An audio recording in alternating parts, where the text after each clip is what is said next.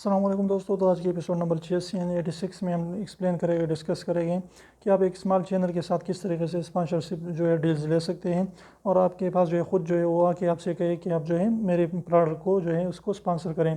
तो इसके लिए जो है बेहतरीन तरीका सिर्फ और सिर्फ एक ही चीज़ है और वो है आपकी कैटेगरी।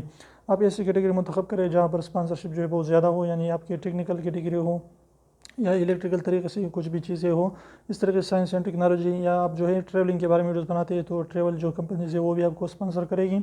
इसके अलावा जो है आपने एक ही कैटेगरी पर काम करना है। जो भी आप कैटेगरी सेलेक्ट करते हैं तो सिर्फ और सिर्फ एक कैटेगरी पर काम करें और इसके अलावा जो है दूसरी कैटेगरी पर जो है दूसरी चीज़ें की वीडियोज़ मिक्स कंटेंट ना डालें।